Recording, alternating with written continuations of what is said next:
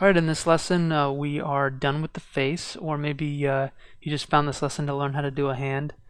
So that Shutterstock hand that you just saw, I kind of converted it so that I could give it to you guys, whatever, royalty free. I don't want to deal with any legal problems, and kind of made it more of an outline. I also used Liquify to stretch the fingertips out a little bit, and that was just to make the hand a little bit longer, but for this lesson, you're not going to want to follow the longer fingertips. As you can see there, see the tips of the index and middle finger are kind of longer. But generally, this is one of those things where using your own hand can be very useful because your hand's on the end of your arm. It's like a model that you carry around with you all the time. But if you're a guy, you don't want to use necessarily your own meat hooks as a template for a pretty female hand. They say with female impersonators, the one of the tells is the hand. That you could tell if it's a guy or a girl based on the hand. Female hands have a lot more slender fingers, and they're a lot more streamlined. And men's hands are a little bit more bulky, veiny, and so we're going to try and create a more exaggerated female hand.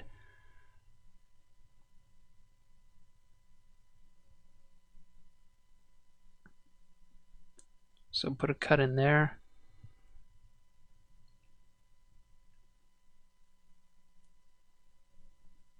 Drag those down to the wrist.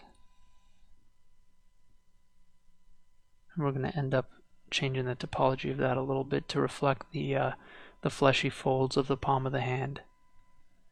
But for now, let's just keep them organized like that. Okay, so in the beginning, we have this thing. It just looks like a flat wafer. Let's add some dimension to it. The wrist is not perfectly round. It's kind of flatter than it is. It's not as tall as it is wide. So this part gets a little bit tricky because we can't, it's hard to imagine the cross section of a hand at all times and how it changes shape. But I'll try to point those things out as we're going through this lesson to make sure that your hand's looking realistic and doesn't look weird. Hands is also one of those things where we see them so often, if they look a little bit weird, we can automatically tell because it's just so ingrained.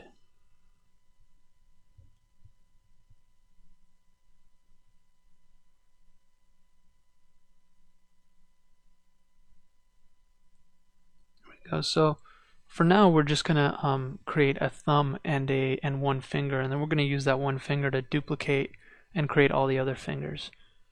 So right now, that side of the thumb's looking a little bit thin, so let's thicken that up a little bit. It's good to have an image of the hand where the fingers are spread apart like they are in this one, because later on when you or somebody else has to rig the hand and skin it, you don't want the fingers too close together. It'll just be that much more difficult to skin the hand.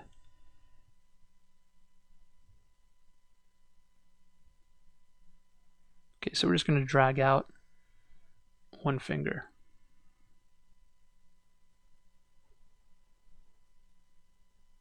There we go.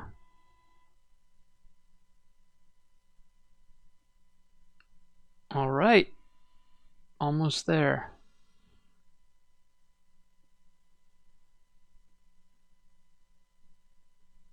Guess we're trying to create a edge loop right there so that we can kind of get more of the final shape.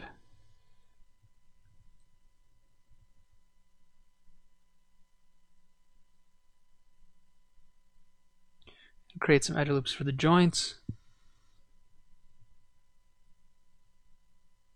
This thing ends up being pretty easy down the ways. I'd say the fingers are pretty easy part of the hand to make. The palm and the can get maybe a little bit more tricky. but it's not too bad overall. Some people, one of the tricks is, you make one hand and then you use that for all your characters and you just keep re-importing that hand.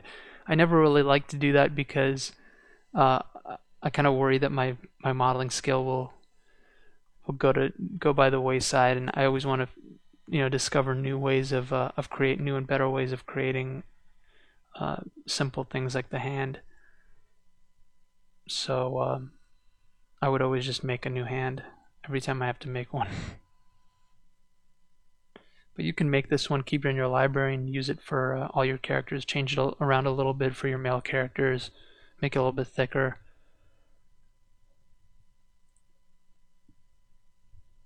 So you can see how with this image plane, the hand's pretty. It's kind of a no-brainer.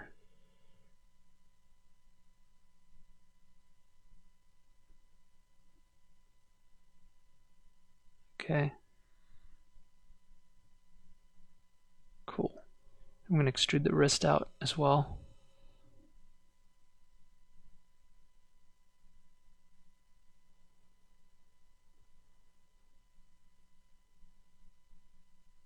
There we go.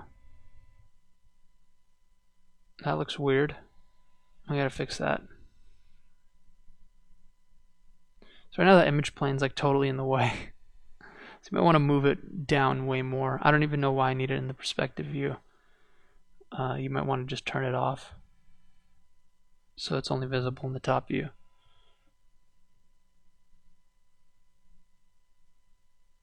Alright. So before we extrude that out further, we're going to line up those verts so that they kind of match the direction of the arm. Otherwise, we're going to have to double back and clean them up later. There we go.